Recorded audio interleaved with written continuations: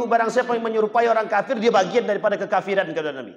Nanti kelak dari umatku, kata Nabi, akan mengikuti perbuatan-perbuatan orang-orang sebelumnya. Man kana qablakum. Siapa mereka? Jahiliyah. Jangan pernah mengucapkan selamat Natal. Karena mereka tidak pernah memaksa kita untuk meminta. Bahkan mereka menghargai kita. Pertanyaannya adalah, siapa orang yang memaksa kita untuk mengikuti itu? Munafik. Nanti Bapak Ibu, ketika tahun baru, banyak manusia-manusia fasik. Kenapa kita katakan fasik? Mereka tahu keharaman tapi mereka lakukan. Mereka tahu keharaman. Bercampur baur antara laki-laki perempuan, hukumnya apa? Haram, tapi mengapa mereka lakukan? Nah, ini kita himbau Bapak Ibu. Kami menghimbau kepada pemerintah, jangan adakan kegiatan tahun baru di tempat terbuka. Kalau mau, pisahkan laki-laki dan perempuan. Isi dengan kajian. Tahun baru berkumpul di tengah bundaran itu kayak orang gila, menunggu jam 12, tet gitu. Yang kita tunggu itu aja. Habis itu kita balik. La ilaha illallah. Min husni islamil mar'i tarkuhu ma la ya'nihi. Perbuatan yang paling tidak disukai oleh Allah itu dan dibenci oleh Allah adalah perbuatan yang sia-sia. Bapak Ibu boleh cek besok Bapak Ibu. Setiap tahun baru coba tengok hotel-hotel. Datang ke beberapa hotel dan cek. Penuh. Kok bisa penuh? Pertanyaannya, yang masuk situ yang sudah nikah atau belum nikah? Campur. Berapa banyak tersebarnya perzinahan ketika itu.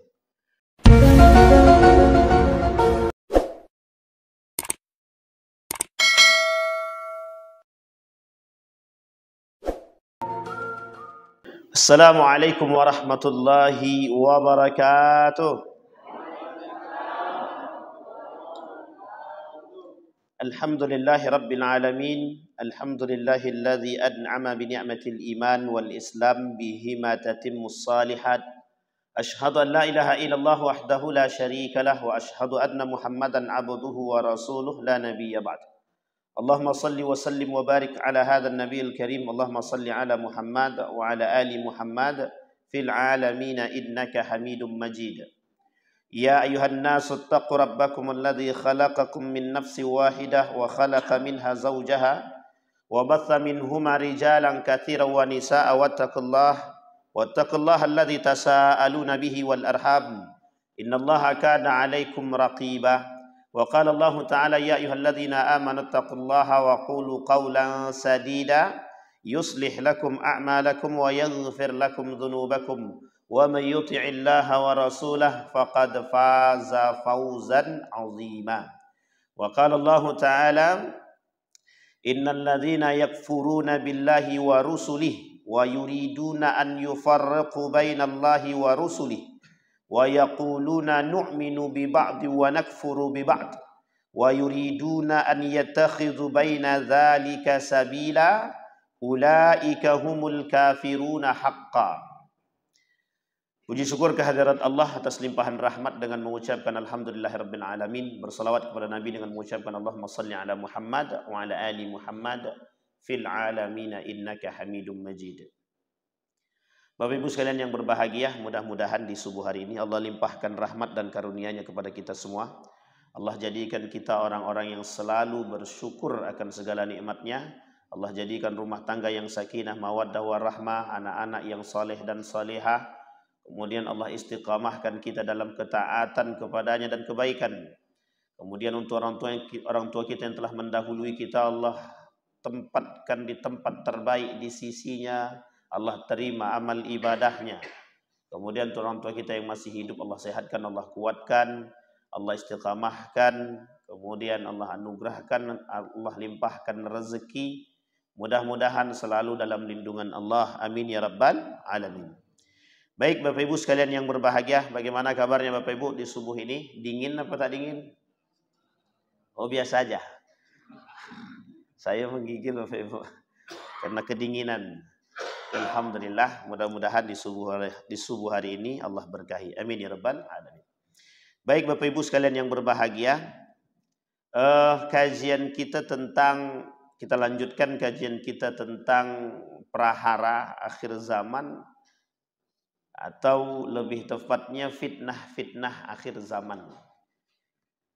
Permasalahan fitnah-fitnah akhir zaman ini ditulis oleh Ibnu Majah dalam kitabnya Sunan Ibnu Majah dalam bab khusus namanya Al-Fitan. Al-Fitan itu fitnah-fitnah. Nah, di dalam bab itu, bab khusus itu pembahasan tentang fitnah-fitnah. Banyak sekali hadis-hadis Nabi yang berbicara tentang fitnah-fitnah. Sehingga ada para ulama berbagai macam, dari berbagai macam kalangan, mencoba meringkas hadis-hadis tersebut berdasarkan klasifikasi pembagian. Jadi kiamat itu terbagi, tanda kiamat itu terbagi dua. Alamatul kubra wa alamatus sughra. Ada tanda kecil, ada tanda besar. Nah, yang tanda besar itu disampaikan oleh Nabi. Tidak akan terjadi hari kiamat, kata Nabi, hatta tarau asyrah. Sampai kalian akan melihat 10 tanda kiamat besar. Tidak disampaikan sama Nabi. 10 tanda kiamat besar itu tidak akan terjadi hari kiamat sampai muncul nih 10. Di antara 10 tanda kiamat besar itu, nomor 1 di antara 10 itu kata Nabi ada yang disebut dengan Dajjal. Nah, sebelum Dajjal itu muncul, akan muncul dulu fitnah-fitnah akhir zaman itu. Akan muncul prahara-prahara kejadian-kejadian di akhir zaman itu. Nah, yang kejadian-kejadian itu berkaitan tentang sosial masyarakat. Tentang keadaan umat muslim. Tentang keadaan manusia di muka bumi ini. Sehingga Bapak Ibu sekalian yang berbahagia, ketika itu bermunculan dan merajalelanya, barulah kemudian fitnah-fitnah itu semakin nampak dan akhirnya datanglah yang disebut dengan Dajjal atau 10 tanda kiamat besar. Nah, sebelum 10 tanda kiamat besar ada namanya kiamat kecil, bukan kiamat kecil. Tanda kiamat, tanda datangnya kiamat. Tanda-tanda kecil. Nah, yang tanda-tanda kecil itu yang seperti apa? Dari lahirnya baginda Nabi Muhammad sallallahu alaihi wasallam sampai nanti sebelum datangnya Dajjal, itu namanya tanda kiamat kecil. Nah, Dajjal itu kata Nabi sebelum Dajjal datang muncul nanti 3 tahun sebelum kedatangan Dajjal itu, disitulah masa-masa kehancuran itu. Nanti termasuk perzinahan dan lain sebagainya yang merajalela. Nanti kita sampaikan. Apalagi Bapak Ibu sekalian yang berbahagia, kondisi itu sangat terikat dengan apa yang dikatakan oleh baginda Nabi Muhammad sallallahu alaihi wasallam dalam hadisnya. Maka tak salah, memang kita harus tahu biar kita ini bisa menyelamatkan diri dan keluarga kita. Karena kalau kita tak selamat, belum tentu keluarga kita selamat atau generasi kita. Artinya kita perlu menyelamatkan diri dan menyelamatkan generasi.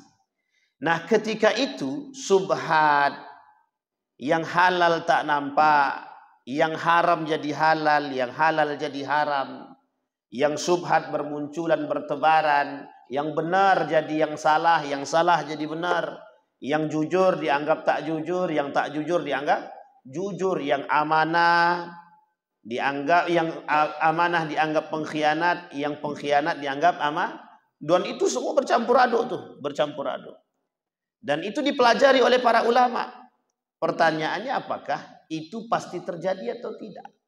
Karena dia sifatnya hadis Nabi, tidak mungkin kita meragukan hadis itu, tidak mungkin.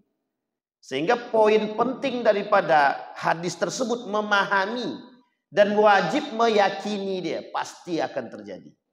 Nah, kalau pasti akan terjadi, pertanyaannya adalah apakah itu ada diri kita atau tidak?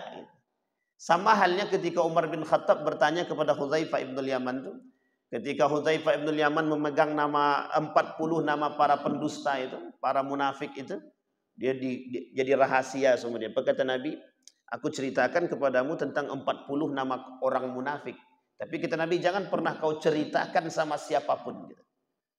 Sampai Hudzaifah ibn Yaman mengatakan kepada Umar bin Khattab, Nabi menceritakan kepadaku 40, kata dia. Cuma Umar bin Khattab nanya, ada nggak tuh nama aneh di situ? Kata dia. Umar bin Khattab nanya, tuh ada nggak nama aneh di situ? Kata Umar bin Khattab. Dijawab sama Hudzaifah bin Yaman sambil tersenyum. Kalau tersenyum tuh tak mau jawab deh. Sampailah akhir hayat daripada Hudzaifah bin Yaman terus memegang itu. Dan pasti terjadi, pasti. Dan ternyata apa yang disampaikan oleh Hudzaifah bin Yaman itu memang jadi satu fitnah yang besar. Maka Bapak Ibu, dalam fitnah yang lain, salah satu tanda hari kiamat itu Dalam fitnah yang lain itu disampaikan oleh Nabi, ketika Umar bin Khattab itu meninggal, itu pintu fitnah itu terbuka lebar. Tapi sebelum Umar bin Khattab meninggal, itu fitnah itu tidak akan keluar. Karena masih rasa takut itu masih ada. Keimanan Umar bin Khattab itu tinggi. Sampai-sampai saking berimannya Umar bin Khattab itu, dengan keimanan dia itu membuat orang lain beriman. Maksudnya membuat orang lain entah takut beriman itu karena takut atau apa kita tidak tahu. Yang jelas ketika Umar bin Khattab beriman, itu ketenangan, kedamaian dan keimanan masyarakat itu terjamin. Tetapi ketika Umar bin Khattab meninggal, jadi Umar bin Khattab ini dikiaskan, diilustrasikan seperti pintu yang tertutup. Ketika pintu ini tertutup, tahukah kalian siapa pintu ini, kata Nabi? Kemudian sahabat nanya, kira-kira siapa tuh pintu? Disampaikan oleh Nabi. Hadis ini mauquf, hanya sampai kepada Umar bin Khattab, Umar yang menceritakan. Disampaikan, pintu itu adalah Umar. Ketika Umar meninggal, semua fitnah itu keluar semuanya.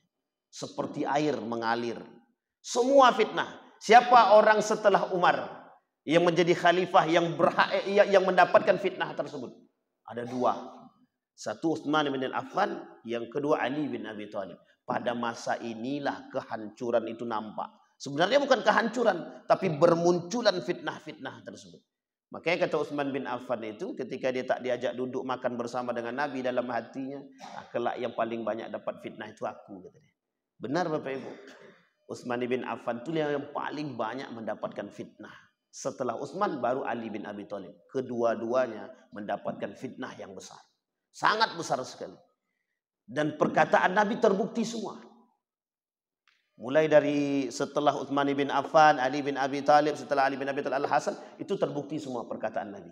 Sampai sistem khalifah yang berganti saja Nabi sampaikan. Kata Nabi akan muncul pemimpinan yang mulkun adud, kata dia. Kepemimpinan kekerajaan yang diktator, kata. Terjadi pada masa Muawiyah. Muawiyah bin Abi Sufyan, dinasti Umayyah, dinasti Abbasiyah, kemudian Andalusia, semua kan sistemnya dinasti. Karena sistem khalifahnya sudah selesai. Terakhir sistem kepemilihan itu pada masa Al-Hasan, yang dirujuk kepada musyawarah. Selesai Al-Hasan tak ada lagi.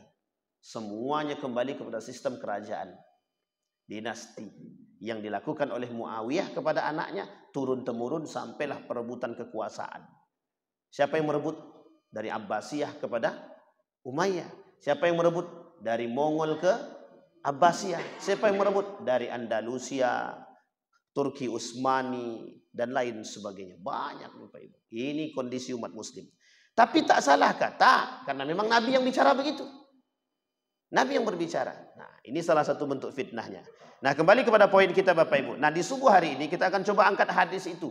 Di antara sekian banyak fitnah kita ambil Bapak Ibu. Sekian banyak fitnah. Kalau Syekh Hasim Al-As'ari dalam kitabnya Risalah Ahlus Sunnah wal Jamaah, dia kata 30. Tapi dalam kitab Syekh Al-Arif Nihayatul Alam, seorang ulama Saudi yang dipenjarakan itu, beliau menulis buku judulnya Nihayatul Alam. Ada sekian ratusan hadis yang beliau munculkan tentang fitnah akhir zaman sebagai tanda datangnya hari kiamat kecil. Lebih daripada 30. Nama beliau Syekh Al-Arifi, yang dipenjarakan oleh pemerintah Saudi. Beliau dipenjarakan gara-gara mengkritik pemerintahan Saudi dan dipenjarakan. 2015, 2016 beliau keluar. Dan sampai hari ini buku-buku beliau yang berkenaan tentang itu tidak boleh terbit. Termasuk salah satunya kitab Nihayatul Alam. Nihayatul Alam itu akhir daripada perjalanan dunia ini. Nama kata beliau Nihayatul Alam. Di dalam buku beliau tentang Nihayatul Alam itu beliau sampaikan tentang fitnah-fitnah tersebut. Nah, ada fitnah yang besar yang kemudian berada di antara kalangan kita Bapak Ibu. Disampaikan oleh Nabi dalam hadisnya, kata Nabi, la taqumus sa'ah. Tidak akan terjadi hari kiamat hatta ta'khudha ummati bi akhdhil quruni qablih. Tidak akan terjadi hari kiamat sampai kalian akan melihat orang-orang itu akan mengambil kebiasaan orang-orang terdahulu, kata Nabi. Shibran bi shibrin, zira'an bi zira'in. Faqila ya Rasulullah, kafaris wa rum, wa qala wa manan nasu wa manin nasu illahum. Kata Nabi, Kelak akan muncul di tengah umatku orang-orang yang mengambil kebiasaan-kebiasaan dari orang-orang terdahulu. Nah, ini terdahulu ini kita garis bawahi. Apa maksudnya orang-orang terdahulu? Kebiasaan jahiliyah, kebiasaan Yahudi, kebiasaan Nasrani akan diambil oleh umatku kelak di akhir zaman. Sedikit demi sedikit. Sejengkal demi sejengkal. Sehasta demi sehasta. Kemudian bertanya sahabat kepada Nabi, kafaris warum, seperti kondisi yang terjadi dengan Paris dengan Roma, kata beliau begitu. Paris di sini Persia, kemudian dikatakan seperti Persia dan Roma. Roma di sini ada banyak hal, ada Rum di sini banyak tafsirnya. Ada yang mengatakan itu Roma, ada yang mengatakan daerah Rum, dan itu berbeda pendapat. Kita lihat apa yang terjadi pada dua kota tersebut. Faqala wa manin nas. Kata Nabi, siapa lagi kalau bukan mereka, kata dia. Kita lihat Bapak Ibu, kita rujuk. Apa kebiasaan-kebiasaan orang Roma itu? Kalau kita kembalikan kepada negara Roma. Bapak Ibu tahu Roma ya? Tahu Roma? Siapa penghuni paling besar di situ? Apa agamanya? Apa agamanya Bapak Ibu? Baik. Nasrani. Apa kebiasaan Nasrani itu? Ini kita rujuk nih sekarang, kita rujuk. Salah satu kebiasaan mereka adalah sesuai dengan agama mereka. Apa agama mereka? Agama mereka apa Bapak Ibu? Nasrani. Apa perbuatan agama-agama Nasrani itu? Ini kita tidak bahas agama orang. Tapi yang kita bahas adalah kebiasaan mereka. Mereka menggunakan pakaian-pakaian tertentu. Ketika mendekat hari raya mereka seperti apa? Ini bentar lagi nih. Kan begitu.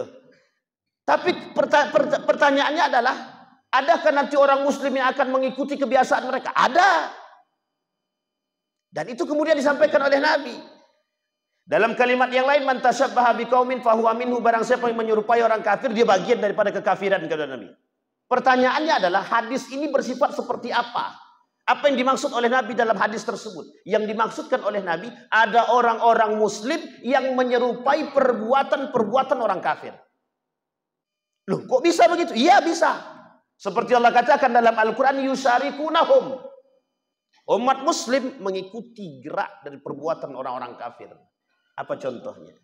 Memakai pakaian-pakaian, atribut-atribut mereka. Adakah mereka meminta kita untuk menggunakan pakaian? Tak. Tapi mengapa kita buat? Adakah mereka meminta kita untuk mengucapkan kepada mereka? Tak. Mengapa kita ucapkan? Ini penyakit musiman. Apa itu penyakit musiman? Penyimpangan akidah. Nanti kita kaitkan. Karena memang kaitannya Suhudi memang ingin mengangkat itu. Kita ambil dulu dari hadis tentang fitnah akhir zamannya, baru kita kaitkan. Karena yang terjadi hari ini adalah setiap bulan Desember itu, disitulah poin penting untuk penyimpangan akidah yang besar. Sebenarnya di bulan-bulan yang lain sama. Tetapi poin pentingnya itu di situ. Kita lihat seberapa jauh umat muslim yang bertahan dengan keimanan mereka. Yang main letusan. Nah, nanti ada kaitannya dengan tahun baru. Perbuatan-perbuatan yang sia-sia yang sama sekali tak bermanfaat justru mendatangkan mudarat atau dosa yang besar. Kita lihat nanti. Betulkah apa tidak perkataan baginda Nabi? Betul kata Nabi. Zira'an bidzira'in. Sedikit demi sedikit. Orang yang melakukan ulang tahun. Siapa yang melakukan ulang tahun? Nabi ulang tahun atau bukan? Pernahkah Nabi ulang tahun? Nabi ulang tahun atau ulang bulan? Nabi ulang hari. Setiap pekan Nabi memperingatkan di bulan Senin. Di hari Senin. Dengan berpuasa. Yauma wulitu wa yauma ub'as. Hari itu aku dilahirkan dan hari itu juga nanti aku dibangkitkan. Gitu Nabi. Tapi pertanyaannya adalah, apakah Nabi berulang tahun? Tidak. Karena kebiasaan ulang tahun itu bukan kebiasaan umat muslim. Ulang tahun ya, kalimatnya ulang tahun. Yang dipermasalahkan, yang dipersoalkan dalam permasalahan ulang tahun itu adalah yauma miladihi. Artinya ada perayaan ulang tahun. Perayaan ulang tahun. Ini yang menjadi persoalkan. Ternyata tradisi perayaan ulang tahun itu bukan dari kalangan umat muslim. Bukan dari kalangan umat muslim. Dari kalangan orang barat, orang Nasrani, kaum orientalis yang ingin menyisihkan sedikit demi sedikit nilai-nilai agama dari kita. Pertanyaannya secara logika kita berpikir, kan tak ada masalah kalau kita memperingati ulang tahun. Masalah apa tak masalah? Masalah tak Bapak Ibu kita ulang tahun? Jangan tersinggung. Masalah apa tidak? Secara nalar logika tak ada masalah.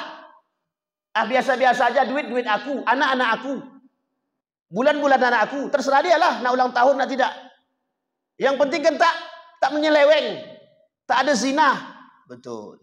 Sekarang pertanyaannya adalah, betul enggak di situ tidak ada sama sekali kemaksiatan? Oh, enggak ada. Betul. Apa contohnya? Kami buat dengan doa. Oke, alhamdulillah. Sekarang pertanyaannya adalah, bisakah kita mengatakan di situ tidak ada tradisi jahiliyahnya? Bisakah kita mengatakan di situ tidak ada kesia-siaan? Bisakah kita mengatakan di situ tidak ada sama sekali perbuatan yang tercela? Sekian banyak. Hari ini, kenapa ulang tahun itu biasa di kalangan umat muslim? Karena dari awal menganggap itu hal biasa dan tidak berdosa. Dan memang tidak ada dosa. Betul.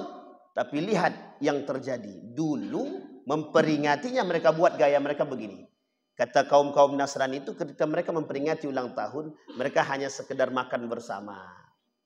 Setelah makan bersama naik, kami cuma duduk bersama, diskusi saja. Naik, ada yang pakai organ, ada yang duduk bersama, bercampur baur laki-laki perempuan. Itu yang mereka buat dulu. Tapi bayangkan, siapa yang melakukan ulang tahun yang hanya sekedar duduk dan berdoa? Sebagian kecil. Sebagian besar. Apa yang mereka lakukan? Bercampur laki-laki perempuan. Datang ke sana ke sini. Berkerudung. Muslim. Bercampur laki-laki perempuan. Dengan musik, dengan irama dan lain sebagainya. Adakah kita mampu menaklukkan hal demikian? Tak. Apalagi ketika anak yang minta, mak aku nak ulang tahun. Gitu. Ya udah kita cukup berdoa aja nak. Doa kita sama-sama. Besok kasih makanan ayat. Tidak mau kayak gitu. Aku mau undang kawan-kawan aku. Oke. Akhirnya kata maknya, iyalah undanglah. Setelah diundang, datanglah mereka. Duduk laki-laki perempuan tak ada batas. Bercampur. Perempuan yang datang mohon maaf pakai celana lepis. Kadang ada yang berkerudung, ada yang tidak. Sekarang pertanyaannya, kita yang mengundang maksiat atau maksiat itu datang sendiri? Coba bayangkan. Pertanyaannya adalah kebiasaan yang buruk yang kita ikutkan. Kata Nabi, zira'an bi zira'in, shibran bi shibrin. Nah, sama Bapak Ibu sekalian yang berbahagia. Hari ini kita melakukan hal demikian. Bahkan Nabi mengatakan, la tattabi'adna sunana, kata Nabi. Nanti kelak dari umatku, kata Nabi, akan mengikuti perbuatan-perbuatan orang-orang sebelumnya. Man kana qablakum. Siapa mereka? Jahiliyah. Jahiliyah. Apa yang dilakukan oleh umat muslim hari ini? Jahiliyah. Lebih jahil daripada orang jahil dulu lagi. Coba bayangkan. Umat muslim hari ini lebih jahil daripada yang dahulu. Dahulu jahiliyahnya belum kenal Islam. Sekarang sudah masuk Islam malah makin jahiliyah. Bukan makin baik. Coba bayangkan. Apa kata mereka? Jangan, kata Nabi, kalian menyerupai perbuatan-perbuatan orang kafir. Ya, dia tidak pakai. Umat muslim pakai atribut-atribut. Santa Claus. Dia ikuti. Masuk dalam masjid pakai begitu. Apa tak rusak akidah kita dibuatnya? Kata mereka, kami cuma bertoleransi, menghargai saudara. Begitukah cara kita menghargai? Satu, kata ulama itu, dalam urusan akidah, no toleransi. Tak ada urusan toleransi dalam akidah. Agamamu, agamamu, agamaku, agamaku. Mereka paham, yang tak paham siapa? Kita. Umat muslim. Mengapa mereka apakah mereka memaksakan kita untuk mengikuti atribut mereka? Tak. Tapi mengapa kita pakai? Kadang-kadang mohon maaf nih, di toko umat muslim saja ada tuh bunga-bunga. Bunga-bunga di toko umat muslim. Dengan mengucapkan ucapan yang tak semestinya untuk diucapkan. Pertanyaannya, Anda muslim? Ya. Anda beriman? Belum tentu. Karena bagi orang yang beriman tidak mungkin melakukan perbuatan demikian. Terkecuali. Dia ada pengecualiannya, Pak. Dan pengecualian ini tidak bisa diterapkan di tempat-tempat tertentu. Kita ambil contoh Bapak tinggal di Amerika. Di dalam satu kompleks yang mayoriti. Dan Bapak minoritas. Itu lain lagi Pak posisinya Pak. Dalam kondisi itu, Para ulama ahlul fuqaha menyatakan di situ itu dibenarkan atau diperbolehkan itu dalam konteks apa? Kondisi. Kalau kita ini mayoritas umat muslim, lah kita pula yang mengikuti minoritas dengan gaya toleransi, oh itu merusak jelas. Masih ingat kejadian kasus di Masjid Istiqlal ya? Itu bukan lagi kasus yang nyata, itu sudah bukan lagi kasus-kasus yang membuat, itu sudah membuat kita tertipu. Kita sudah ditipu oleh perbuatan demikian. Nah kata Nabi Sunan Kabal, mereka akan mengikuti perbuatan-perbuatan orang tada sedikit demi sedikit. Dalam Al-Quran itu ada 4 karakter jahiliyah yang Allah sebutkan dalam Al-Quran. 4 karakter. Satu diantaranya zannal jahiliyah. Cara berfikirnya orang jahiliyah. Nah cara berfikirnya orang jahiliyah seperti apa yang tadi saya katakan.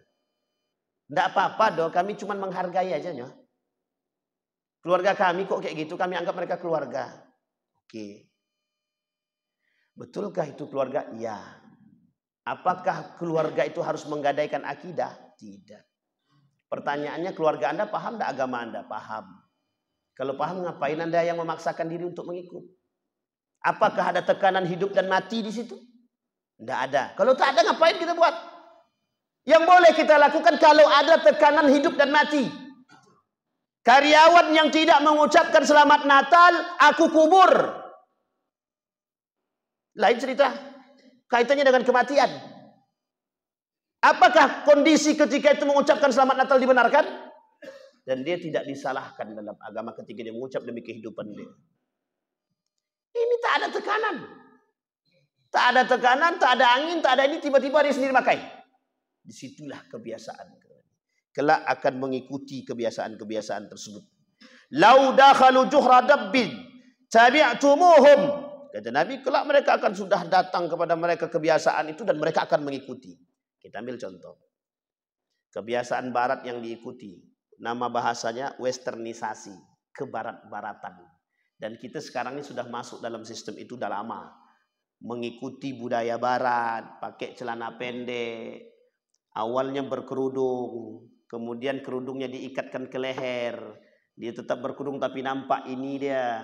Kemudian dia berpakaian gamis dulunya. Setelah itu berpakaian kemeja, sempit celananya.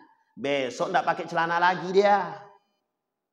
Kenapa kita katakan demikian? Siapa yang membawa tradisi itu? Siapa yang membawa? Tradisi dari sono. Bapak Ibu sekalian yang berbahagia, hari ini orang-orang Eropa itu krisis. Dulu, zaman dulu, malu. Kalau ada orang Eropa, nampak bagian tubuh dia itu. Malu. Sekarang tak. Kenapa? Karena mereka sudah mulai tak beradab. Mereka tak malu lagi. Kenapa mereka hari ini buka-bukaan tak malu? Karena sesuatu perbuatan yang tadinya malu dibiasakan untuk tidak jadi malu. Kita ambil contoh. Kita ambil contoh tradisi yang buruk. Korupsi. Dulu korupsi itu hina apa tak hina? Sampai sekarang hina apa tidak? Bagi kita hina. Bagi yang melakukan tidak. Bayangkan Bapak Ibu. Kenapa saya katakan? Kelak korupsi itu menjadi hal biasa. Kenapa menjadi hal biasa? Karena saking banyaknya orang yang korupsi. Dan korupsi itu dibiasakan. Awalnya malu. Tak mau dia. Anda. Oke lah. Sudah 1 orang yang ikut. 2 orang, 3 orang, 4 orang. Ketika sudah 10 orang yang ikut. Yang tadinya tidak tadi. Iyalah, tak apalah. Nah, jadi terbiasa sudah. Suap. Yang dulunya suap itu haram, sekarang dibuat abu-abu. Begitu dulu caranya. Suap haram tak haram. Tapi sekarang tak dibuat haram lagi, dibuat abu-abu. Oh, dia kan 100.000 ke bawah tidak suap. Yang suap itu 100.000 ke atas. Abu-abu tidak kita dibuatnya. Yang ngomong tuh siapa? Pelaku. Tidak, biasa aja. Itu cuma biasa aja kok, 100.000 ke bawah kok. Dalam 100.000 ke bawah itu dalam aturannya bukan suap. Oke. Akhirnya apa? Kacamata kita yang tadinya haram jadi abu-abu. Dari abu-abu jadi hal biasa nanti. Maka semua orang akan melakukan. Sekarang pertanyaannya sama. Muncul satu persepsi di tengah masyarakat. Kalau kami tak suap Ustaz, kami tak akan dapat tempat. Bagaimana kita cara melawan orang-orang kafir itu? Ya enggak yang muncul di tengah masyarakat bahasanya begitu? Itu pembodohan. Jahil murakkab. Dari awal kita sudah dibuat bodoh dari mereka. Siapa yang buat mereka? Orang-orang kafir melakukan perbuatan demikian, dia ajak orang-orang muslim. Kita orang muslim, siapa orang-orang muslim yang diajak sama mereka? Munafik, fasik. Orang yang tak kuat iman, orang yang cinta pada dunia. Nah, nanti ada dalam kitab Asnaful Maghrurin itu, karangan Syekh Imam Al-Ghazali itu. Kata Imam Al-Ghazali, ada orang-orang yang tertipu oleh dunia. Katanya. Nah, salah satunya begitu kondisinya. Umat muslim dia, tapi karena muslim cuman dia fasik ataupun munafik. Karena kecintaannya terhadap dunia, dia merelakan nilai agama dia demi dunia. Bukan hanya itu, wong alim aja mewujud gitu dia. Orang alim aja ada yang begitu gitu dia. Karena kata Imam Al-Ghazali itu salah satu orang yang tertipu di antara 4 poin itu, kata Imam Al-Ghazali, orang yang tertipu itu adalah salah satunya di antaranya adalah ulama atau alim. Coba bayangkan berapa banyak yang tertipu dengan dunia karena duit itu. Pertanyaannya adalah, kita punya ulama-ulama itu baik-baik, bagus-bagus, keras-keras.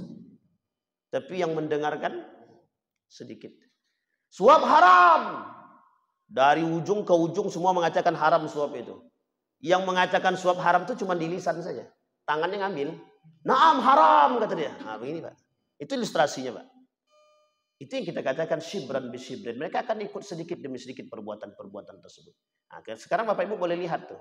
Pakai trompet lah. Udah mulai itu jualannya. Trompet, kembang api, letusan, pakaian-pakaian.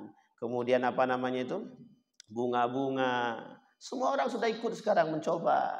Kan cuma sekedar perhiasan. Bukan perhiasan, sekedar hiasan.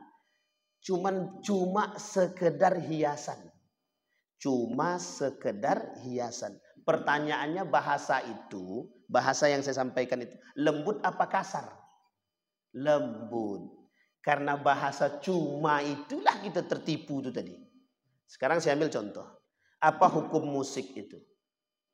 Rata-rata ulama mengatakan rata-rata. Sebagian besar ulama mengatakan haram. Ada ulama yang memakruhkan, ada yang ulama mengubahkan sebagian kecil saja. Sekarang pertanyaannya, sesuai tidak dengan perkataan Nabi? Apa kata Nabi? Kelak di akhir zaman. La taqumus sa'ah kata Nabi. Tidak akan terjadi hari kiamat hatta tazhar al-madzahib kata. Tidak akan terjadi hari kiamat sampai kalian akan melihat musik itu merajalela kata dia. Sekarang muncul ahli-ahli fatwa yang mengatakan bahwa musik itu mubah dalam kondisi apapun. Nah, coba bayangkan. Memang ada perdebatan di kalangan ulama tentang musik itu. Salah satu pekerjaan, ada 15 pekerjaan yang dirangkum oleh salah seorang ulama Al-Amru namanya Nur Khalis. Kata beliau, ada 15 pekerjaan yang kelak di akhir zaman merajalela. Dan pekerjaan itu haram. Kata dia. Pekerjaan itu haram. Salah satunya nanti adalah korupsi itu. Yang kedua, pemain musik. Nah, tapi itu bahasanya kental banget itu. Berarti pemain musik semuanya haram. Ya belum tentu juga. Artinya ada pembahasan lanjutan. Tapi, ada tapinya. Lebih banyak bermain dengan yang haram daripada yang tidak diharamkan. Kita ambil contoh. Solawatan aja udah gimana modelnya. Nggak usah kita ragu-ragu bilang. Solawatan. Mereka solawatan tuh tapi jogetnya bukan main itu. Saya bilang ini solawatan atau ini namanya solawat berkedok dunia. Bayangkan. Jangan tersinggung Bapak Ibu. Memang begitu keadaan kita hari ini. Mereka memang solawatan. Dari maghrib mereka solawatan sampai malam. Pertanyaannya kapan sholat isya-nya itu? Ya nanti setelah pulang. Iyalah. Pertanyaannya lebih penting solawat apa sholatnya? Kalau udah begitu gajinya lain cerita Pak. Karena itulah kata Nabi memang mereka akan sedikit demi sedikit akan ikut. Nah Bapak Ibu sekalian yang berbahagia, to the point kita pagi ini ada kalimat yang sekarang hari ini membuat kita resah dan selalu menjadi permasalahan tahunan, pengucapan selamat Natal. Kita umat mukmin jangan pernah mengucapkan selamat Natal karena mereka tidak pernah memaksa kita untuk meminta. Bahkan mereka menghargai kita. Pertanyaannya adalah siapa orang yang memaksa kita untuk mengikuti itu? Munafik. Siapa namanya Bapak Ibu? Siapa mereka? Munafik itu dari kalangan kita atau bukan? Umat muslim. Orang muslim di antara kita. Fatwa MUI mengharamkan, dia menghalalkan. Kata MUI haram mengucapkan selamat Natal bagi orang beriman. Bagi umat muslim, datang dia. Siapa pula datang haram?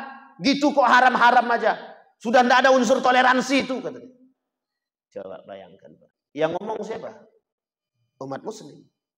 Kenapa mereka mengomong? Ada kepentingan di balik unsur toleransi. Kurang apa? Kurang banget lah pokoknya, Bapak. Kita sudah cukup nih Bapak Ibu. Dulu ada namanya kelompok liberal. Nah, ini adalah kelompok-kelompok liberal ini dulu nih. Dibuatnya agama kita jauh dari kita. Bahasa-bahasa mereka tuh sekulerisme. Bahasanya sekulerisme dalam Islam. Artinya apa? Nggak boleh, nggak usah lo jadi orang yang radikal-radikal dalam beragama. Biasa-biasa aja lah. Gitu. Jadi kita dibuat seakan-akan dengan agama itu seakan-akan radikal gitu. Bapak Ibu, kita dalam beragama kalau tak radikal tidak akan paham kita dengan agama. Hukum beragama itu wajib radikal. Yang tidak boleh itu radikalisme. Kalau radikal wajib. Sholat 5 waktu itu radikal namanya. Sholat 5 waktu bagi bapak-bapak dia di masjid sholat ya. Tahajud dia duha itu radikal namanya itu Pak. Tapi kalau sudah berlebihan dalam konteksnya sampai menyalahkan dan mencaci maki orang itu radikalisme namanya. Itu yang tak diinginkan. Di dalam Islam itu begitu. Tapi kalau kita tak radikal, kita tak baca Quran, baca Qurannya sekali dalam seumur hidup, atau mungkin seminggu sekali, 2 minggu 2 kali, sebulan 4 kali, itu lebih parah daripada yang tidak diinginkan sama sekali. Kenapa? Hakikat mereka, keinginan mereka itu memang begitu Bapak Ibu. Jadi tujuan orang-orang Barat itu membuat kita nih jauh dari Al-Quran. Sekarang saya tanya sama Bapak Ibu. Yang duduk di sini umur berapa rata-rata? Umur berapa? 60 kan? Rata-rata. Anggaplah paling itu 50 ke atas. Rata-rata. Sekarang pertanyaannya, yang 30 ke bawah mana? 45 ke bawah mana? 40 ke bawah mana? Sekarang kita tanya lagi. Rata-rata yang baca Quran sekarang ini 40, 50, 60. Sekarang pertanyaannya, saya sudah lakukan penelitian di kampus Pak. Di kampus sudah dilakukan penelitian. Bangun tidur Anda, siapa di antara kalian yang bangun tidur baca Quran? Tidak ada tuh. Siapa yang bangun tidur tidak megang HP? Tidak ada. Dari 30 mahasiswa, bangun tidur yang tidak megang HP cuma 2 orang. Tahu tidak kenapa tak megang HP? Rupanya HP-nya mati. Coba bayangkan. Kalau seandainya HP-nya hidup, mungkin dicarinya juga. Dan kita lakukan apa respon mereka terhadap perkataan saya terhadap mereka? Tersenyum. Siapa yang bangun tidur langsung sholat subuh? Tidak ada tuh. Universitasnya cukuplah Islam. Mahasiswa itu mahasiswa. Sekarang pertanyaannya seberapa kuat gadget tadi menjauhkan kita dari nilai agama? Bukan kuat lagi, kuat banget. Sampai sholat aja mereka biasa. Apa saya kata? Siapa yang hari ini tidak sholat asar? Karena saya itu ngajar di waktu asar. Setelah sholat asar itu kita ngajar sore hari. Saya bilang siapa yang tadi tidak sholat asar? Angkat tangan semua. Sambil saya tanya, kalian tak merasa bersalah? Tersenyum. Coba bayangkan. Tidak sholat mereka tersenyum.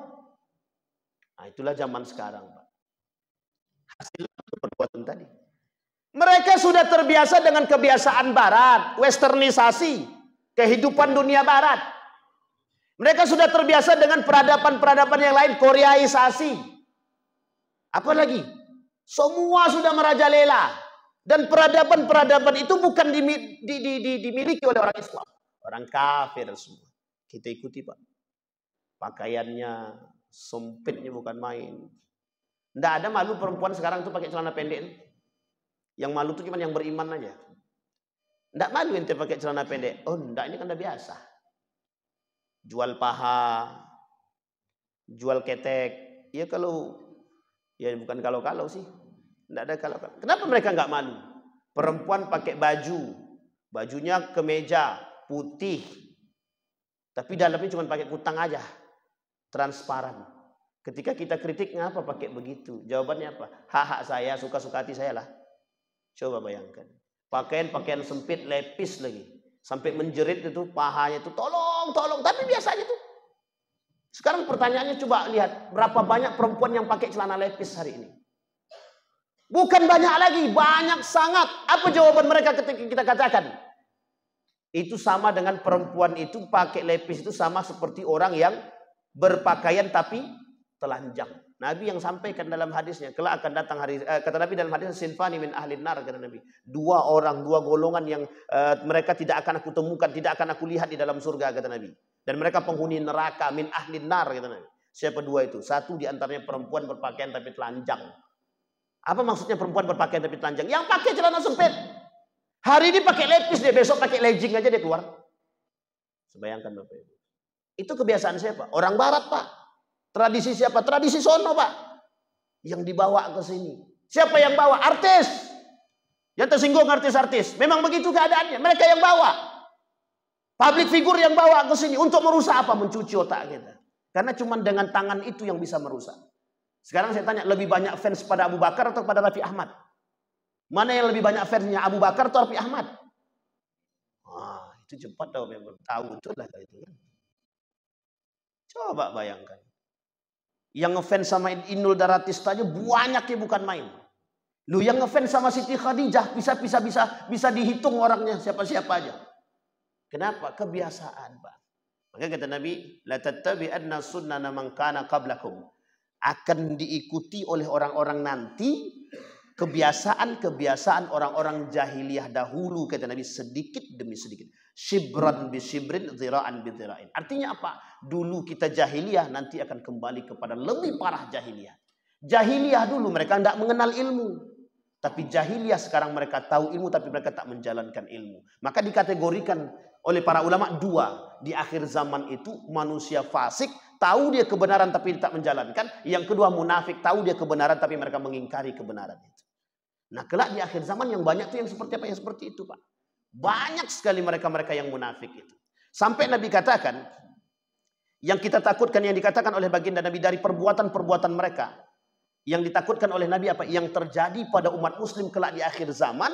Dari perbuatan-perbuatan yang mengikuti orang-orang itu, tradisi-tradisi mereka, penyimpangan akidah. Kita ambil contoh. Mudah tidak bagi mereka untuk menyimpangkan akidah kita? Mudah. Caranya bagaimana? Dengan mengatakan selamat Natal. Kita mengucapkan selamat Natal, kata MUI haram. Kata yang lain tak haram. Coba bayangkan, lihat kalimatnya, Pak. Lihat kalimatnya. Hanya karena kalimat toleransi, akidah kita rusak. Akidah kita rusak. Apa sebab? Kebodohan. Kebodohan seperti apa? Kebodohan terhadap akidah yang benar. Kebodohan terhadap akidah yang benar menyebabkan kita rusak. Salah satu di antara 5 poin kata para ulama yang menyebabkan terjadinya penyimpangan akidah kepada umat muslim. Satu di antara 5 tadi adalah an-nifaq wal munafiqun. Kemunafikan. Penyakitnya nifaq. Penyakitnya apa? Nifaq. Orang yang melakukan munafik. Nah, apa yang disebut dengan munafik tadi? Izharul Islam wa ibtalul kufri. Mereka tampakkan keislaman mereka, mereka sembunyikan kekufuran mereka. Sama contohnya dengan tadi, Bapak Ibu. Umat muslim pasang begini. Tahu Bapak Ibu yang begini saya maksud? Umat muslim jualan, tapi di toko dia pasang begini. Pertanyaannya dia muslim atau bukan? Muslim. Dia mukmin atau bukan? Bukan. Ketika kita tanya, ngapa pakai kayak gini? Keberuntungan. Berarti dia percaya pada itu. Dia tak percaya kepada Allah. Sampai di sini paham? Sampai di sini paham Bapak Ibu? Yang ketiga. Ini mulai masuk di bulan Desember ini, tradisi dan kebiasaan dan penyakit bulanan. Penyakit tahunan datang. Akan terjadi perdebatan antara sesama muslim, bahkan pertikaian sesama muslim, baik yang muslim beneran dan munafik. Kenapa begitu? Pertikaian, permasalahan ucapan selamat Natal. Satu. Yang kedua, tahun baru. Lihat nanti Bapak Ibu. Ketika tahun baru, banyak manusia-manusia fasik. Kenapa kita katakan fasik? Mereka tahu keharaman tapi mereka lakukan. Mereka tahu keharaman. Bercampur baur antara laki-laki perempuan hukumnya apa? Haram, tapi mengapa mereka lakukan? Nah, ini kita himbau Bapak Ibu. Kami menghimbau kepada pemerintah, jangan adakan kegiatan tahun baru di tempat terbuka. Kalau mau, pisahkan laki-laki dan perempuan. Isi dengan kajian. Tapi pisahkan laki-laki perempuan. Jangan tembak ke atas. Gila kita, Pak. Kita ini dibuat gila oleh manusia. Pada tahun baru berkumpul di tengah bundaran itu kayak orang gila, menunggu jam 12, tet gitu. Yang kita tunggu itu aja. Habis itu kita balik. La ilaha illallah. Min husni islamil mar'i tarkuhu ma la ya'nihi. Perbuatan yang paling tidak disukai oleh Allah itu dan dibenci oleh Allah adalah perbuatan yang sia-sia. Dan apa yang kita lakukan itu sia-sia, Pak. Kita cuma menunggu bom meletus saja. Kita kumpul rame-rame keluar dari habis isak, dah keluar semua, Pak. Laki-laki, perempuan, boncengan. Bapak Ibu boleh cek besok, Bapak Ibu. Setiap tahun baru coba tengok hotel-hotel. Datang ke beberapa hotel dan cek. Penuh. Kok bisa penuh? Pertanyaannya yang masuk situ yang sudah nikah atau belum nikah? Campur. Coba kita katakan. Pertanyaannya adalah ngapain? Bahasa lainnya ngotel. Itu momen penting. Gitu. Coba bayangkan Bapak Ibu. Berapa banyak tersebarnya perzinahan ketika itu. Ini bukan hanya sekedar zinah berhubungan badan. Bercampurnya laki-laki perempuan bergandeng tangan duduk bersamaan. Itu sudah zina. Sudah zina. Ditambah kedok daripada itu semua apa? Kami tahun barunya ngaji. Ya pengajiannya 15 menit. Musiknya dari jam 10 sampai jam 12. Coba bayangkan. Datang bandnya, bininya dan lain sebagainya. Lebih banyak mudaratnya itu manfaatnya. Apa maksudnya? Sekian banyak anggaran yang dihabiskan hanya untuk hal yang tidak bermanfaat. Coba gunakan untuk orang yang tidak mampu. Masih lebih bermanfaat, Pak. Nah, ini kebiasaan. Nanti akan kita lihat. Maka berkumpul tuh anak muda, laki-laki, perempuan, anak muda tuh keluar semua, Pak. Semua keluar dari sarangnya cuman untuk melihat ke langit begini. Nah, ngapain dia tengok begitu? Dari jam 8 dia keluar dari rumah itu cuma untuk menengok begitu aja. Setelah selesai, jam 12 meletus. Balik masing-masing. Saya bilang gila juga lama-lama kita dibuatnya. Nggak ada nalar logika sudah nggak sehat. Apa jawaban mereka? Cuman untuk mendapatkan kenikmatan. Apa kenikmatan? Duduk beramai-ramai begitu. Di mana nikmatnya? Panas iya. Kita doakan mudah-mudahan pas tahun baru itu hujan. Nah, 1, 2, 3 aja. Tenang kata dia. Kami kan pakai tenda kata dia. Itu masalahnya kan. Itu masalahnya Bapak Ibu. Jadi perbuatan-perbuatan yang tanpa kita sadari sudah merusak akidah kita. Jadi kata ulama itu dalam ulama ahli tauhid itu mengatakan begini, ada 5 poin yang bisa 5 sebab yang membuat orang itu akidah dia menyimpang. 1 diantaranya karena kebodohan akidah yang benar. Nah, Bapak Ibu sekalian yang berbahagia, ini saya sampaikan di hadapan Bapak Ibu semua bahwa kita ini Bapak Ibu sudah terjangkit penyakit-penyakit TBC. Tahu Bapak Ibu TBC ya? Tahayul, bid'ah, khurafat. Sebenarnya ada satu lagi S. S ini tapi saya lupa kepanjangannya. Besoklah saya cari lagi. Kalau udah dapat kepanjangan S itu nanti saya kasih tahu. Tapi yang jelas 3 ini Bapak Ibu, kesyirikan yang jelas di hadapan kita Bapak Ibu. Ulama yang lain mengatakan penyimpangan itu disebabkan karena 5 juga. Salah satu di antara 5 itu kesyirikan, syirik dan kesyirikan. Syirk wal musyrikun, syirik dan kemusyrikan itu terjadi di kalangan kita. Apa tidak? Karena kita sekarang sudah mempertuhankan manusia dan perbuatan-perbuatan itu dilakukan. Bayangkan Bapak Ibu dalam dunia perperangan. Saya ingin sampaikan poin sebelum saya tutup Bapak Ibu. Kita dulu berperang dengan pedang, dengan berperang dengan senjata. Hari ini kita tak lagi berperang dengan senjata, tapi kita berperang dengan otak. Namanya perang pemikiran. Kenapa saya katakan dengan perang pemikiran? Perang pemikiran. Kalau perang senjata, jelas siapa yang mati dan hidup. Tapi perang pemikiran, mereka bukan hanya untuk mematikan kita, tapi mematikan akidah kita. Dan gimana cara mereka melakukan hal demikian? Menjauhkan kita dari nilai-nilai agama.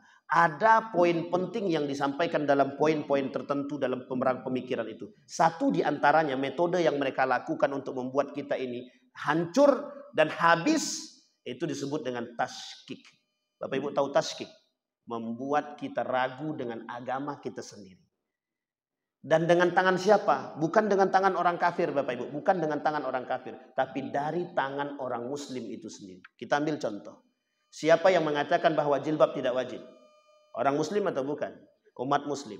Siapa yang mengatakan bahwa tidak ada dalil salat dalam Al-Quran? Orang muslim. Siapa yang mengatakan tidak boleh paskibraka pakai jilbab? Orang muslim atau bukan? Orang muslim. Siapa yang menginjak Al-Quran? Orang muslim. Siapa yang mengatakan boleh bercampur laki-laki dan perempuan? Orang muslim. Siapa yang mengatakan bolehnya nikah beda agama? Bukan orang kafir, orang muslim. Dari lisan siapa? Orang muslim. Orang muslim yang mengajak kita untuk jauh daripada agama. Tangan mereka hari ini adalah tangannya orang-orang kafir, Yahudi dan Nasrani untuk menghancurkan kita. Dari sisi agama itu bukan tangan mereka sendiri, tapi tangannya orang munafik yang berada di antara kita. Salah satu di antaranya pengucapan selamat Natal. Salah satu di antaranya adalah tahun baru. Mengapa tahun baru Islam tak seramai itu? Tapi mengapa tahun baru Masehi ramainya bukan main seluruh dunia? Karena ingin mengangkat kepada dunia, kami bertoleransi dengan dunia. Cuma itu, tidak ada asasnya, tidak ada. Cuma itu asasnya.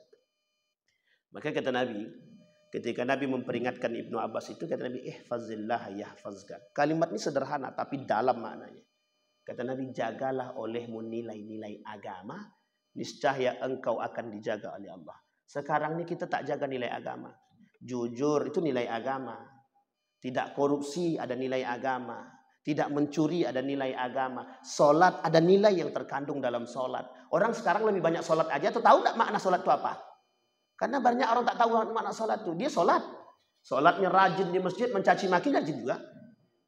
Solat kau tadi, solat. Tapi kok lidah kau mencaci maki? Ah, itu biasa. Yang penting kan aku solat. Nah, itu kalimatnya. Ingat. Jadi kalimat yang tertanam dalam diri umat muslim hari ini, tidak apa-apa dia mencaci maki, korupsi dan lain sebagainya, yang penting aku masih sholat.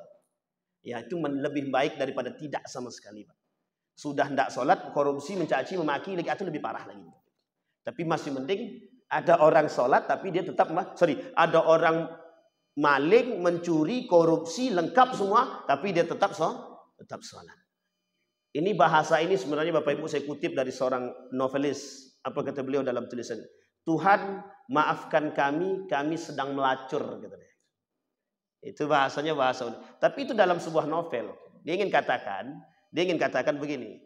Bahwa dia sebagai seorang pelacur, tapi dia tetap mengingat Tuhan untuk sholat. Gitu. Nah, tapi setelah melacur ya sholat. Setelah dia melacur dia sholat. Habis sholat dia melacur balik. Dan itu terjadi pada masa Nabi. Sebelum pengharaman khamar. Sebelum pengharaman khamar. Khamar itu pengharamannya tiga tingkatan Bapak Ibu. Salah satu di antara 3 tingkatan itu, yang pertama itu, la taqrabuz zina wa antum sukara. Jangan dekati sholat kalau antum lagi mabuk. Oke. Setelah dia tak mabuk, kemudian dia sholat. Setelah sholat dia mabuk balik. Dan Nabi tidak berkomentar.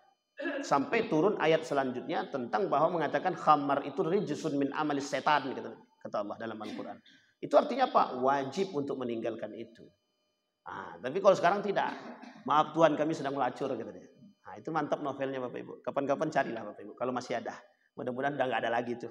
Mudah-mudahan. Karena dalam novel tersebut mengatakan demikian. Itu Bapak Ibu sekalian yang berbahagia, ingin saya sampaikan adalah ada unsur cuci otaknya. Maksudnya begini, ada unsur pembiasan terhadap hal-hal yang kita anggap dosa, tapi dengan adanya bahasa seperti itu jadi terbiasa. Maaf Tuhan kami sedang melacur. Jadi setelah melacur dia sholat. Kalau ini dibenarkan dan dibiasakan, maka kelak orang-orang itu akan melakukan hal yang sama. Sama seperti pelaku-pelaku korupsi sekarang. Kenapa mereka korupsi sementara mereka sholat? Kadang mohon maaf betul. Pakaiannya jubah dan berjenggot. Kadang-kadang. Tapi dia korupsi. Jangan lihat itunya. Sampai sini paham. Sejauh mana sholatnya mampu mempengaruhi lisannya. Sejauh mana sholatnya mempengaruhi anggota tubuh dia. Maka Bapak Ibu lihat kasus-kasus hari ini ya. Dia seorang alim tapi lidahnya tidak alim. Alim orangnya tapi pelakuannya tidak alim. Dan lain sebagainya. Itu Allah tunjukkan kepada kita betapa besarnya pengaruh keimanan, pengaruh ibadah terhadap diri kita. Maka kata Syekh Abdurrahman Siddiq Al-Banjari itu dalam kitab beliau itu, Asrarus Shalah itu. Seorang mukmin yang benar itu bagaimana sholatnya mempengaruhi perbuatan dia. Nah ini yang paling berat Bapak Ibu. Makanya Bapak Ibu sekalian yang berbahagia, di akhir zaman itu yang selamat, itu yang beriman. Orang beriman yang selamat. Sisanya tidak selamat lagi Bapak Ibu. Munafik itu bagian daripada pengikut Dajjal, Yahudi dan lain sebagainya. Nah kita orang beriman di akhir zaman tuh manusia paling aneh, yang berpegang teguh kepada nilai-nilai agama. Ada pertanyaan Bapak Ibu? Enggak ada mesti itu. Ada pertanyaan Bapak Ibu? Siap Bang, siap. Waalaikumsalam warahmatullahi wabarakatuh. Bagaimana statusnya? Sekarang banyak anak gadis yang tukang ojek. Cantik-cantik tak, Bang? Cantik-cantik tak? Cantik-cantik tak?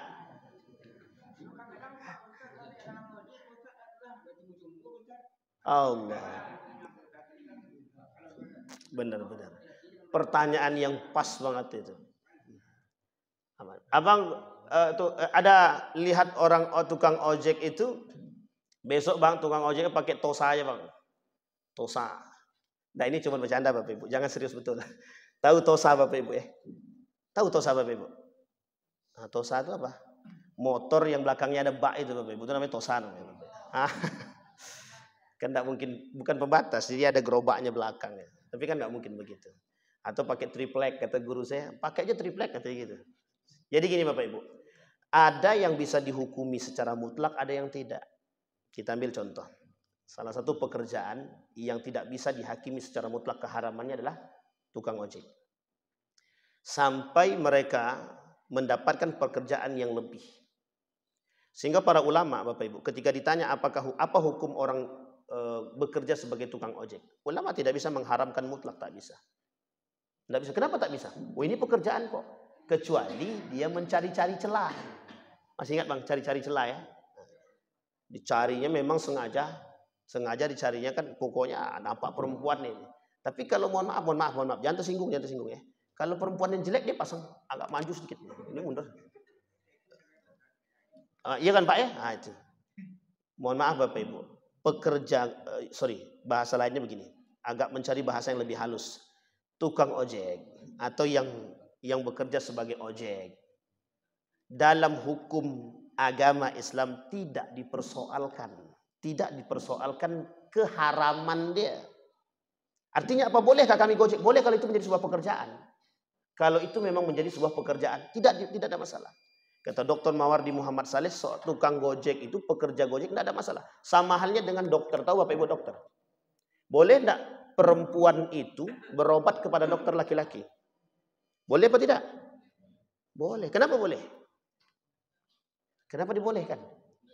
Jangan cepat-cepat kan main boleh-boleh saja. Kenapa dibenarkan? Karena ini pekerjaannya berkaitan tentang kehidupan.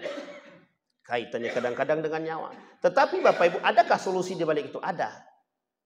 Satu sisi agama membenarkan, membolehkan, tapi satu sisi agama memberikan solusi. Kalau bisa dengan dokter perempuan lah, jangan dengan dokter laki-laki. Tapi kalau memang harus dengan dokter laki-laki, tidak dipersoalkan. Sampai di sini paham Bapak Ibu? Beda lagi dengan tukang pijit. Atau tukang pijit plus-plus. Itu sengaja namanya. Sama Pak dengan Gojek. Sama dengan orang bekerja di bank konvensional. Kalau ada yang mengatakan kerja di bank konvensional itu haram, itu terlalu cepat dia mengharamkan. Memang ada pekerjaan yang memang pekerjaan itu mendatangkan unsur kemaksiatan. Pertanyaannya adalah, ada solusikah yang diberikan oleh agama? Ada. Jangan tinggalkan pekerjaan itu sampai dia mendapatkan pekerjaan yang lebih layak. Kalau dia tinggalkan pekerjaan itu dan belum mendapatkan pekerjaan, dia membunuh keluarga dia. Dan lebih parah lagi, Allah tidak terima pengemis dari umat muslim itu sendiri. Ini yang salah persepsi di kalangan masyarakat hari ini. Aku tinggalkan semuanya Pak Ustaz. Setelah ditinggalkan dia miskin dia. Anaknya mengemis, bininya mengemis. Artinya imannya kurang kuat.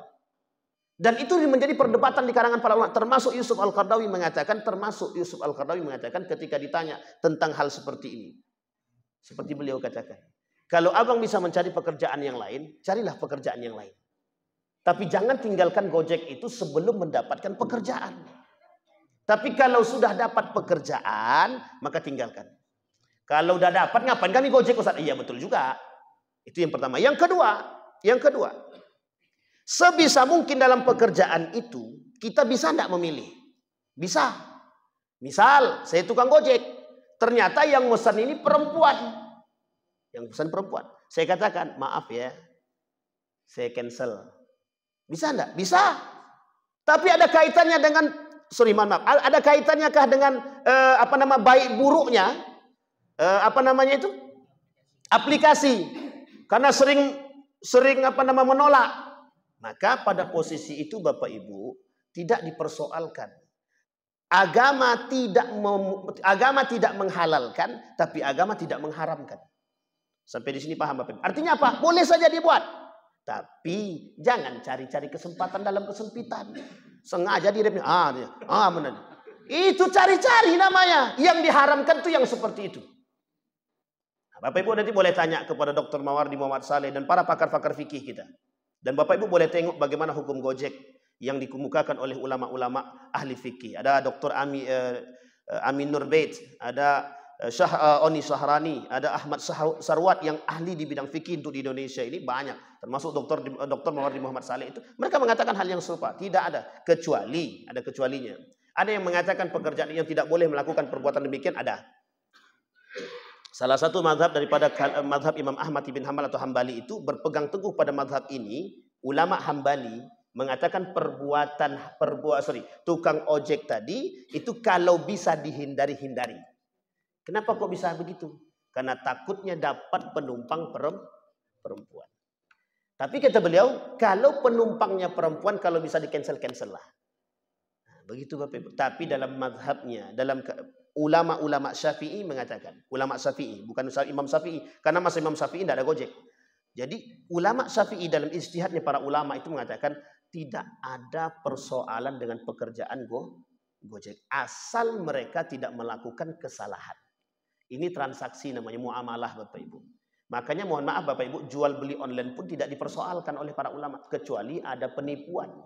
Ada 4 poin sama, tukang ojek juga tidak ada masalah dalam pekerjaan itu kecuali ada unsur kesengajaan mencari kemaksiatan. Sampai di sini bisa dipahami Bapak Ibu? Jangan cepat-cepat betul Bapak Ibu. Kalau bahasa ibu-ibu jangan cari Gojek. Cari Gojeknya aku carilah yang laki-laki. Dah tua pun. Baik Bapak Ibu. Ada pertanyaan lain Bapak Ibu silahkan. Kalau jangan berlobang. Atau diperjelas pula. Kalau jalan. Baik Bapak Ibu. Ada pertanyaan lain cukup? Kalau sudah cukup kita tutup Bapak Ibu. Sebelum kita tutup kita berdoa kepada Allah. Mudah-mudahan apa yang kita sampaikan di subuh hari ini ada manfaatnya bagi kita, ada berkahnya. Allah jadikan sebagai penuntun terbaik bagi kita agar kita bisa menjadi manusia yang lebih baik di hadapan Allah. A'udzubillahi minasyaitonirrajim. Bismillahirrahmanirrahim. Alhamdulillahirabbil alamin. Hamdasy syakirin, hamdan na'imin, hamdan yuwafi ni'amahu wa yukafi'u mazida. Ya Rabbana lakal hamdu kama yanbaghi li jalali wajhikal karim wa azim sultanik. Allahumma salli ala Muhammad wa ala ali Muhammad fil alamin innaka Hamidum Majid. Allahumma faqihna fid din wa 'allimna at-ta'wil. Allahumma ij'al tajammu'an marhumah waj'al tafarruqana min ba'dihi tafarruqan ma'sumah. Allahumma a'inna ala dzikrika wa syukrika wa husni ibadatik. Allahumma ansur ikhwanana al-mujahidin fi Palestin wa fi Gaza wa fi kulli makan. Allahumma dammiril yahud. Allahumma dammiril yahud. Allahumma ahlikil kafarata wal mubtadi'ata wal musyrikin. A'da'aka a'da'ad din. Allahumma a'idna ala dzikrika wa syukrika wa husna ibadatik. Allahumma ij'alil Qur'anal 'azima rabi'a qulubina wa nura sudurina wa jilaa'a ahzanina wa dhihaba humumina wa ghumumina. Allahumma inna nas'aluka imanan kamilah wa yaqinan sadiqah wa 'amalan salihan maqbulah wa tijaratan lan tabur. Rabbana atina fid dunya hasanah wa fil akhirati hasanah wa qina adzabannar. Walhamdulillahirabbil alamin. Assalamualaikum warahmatullahi wabarakatuh.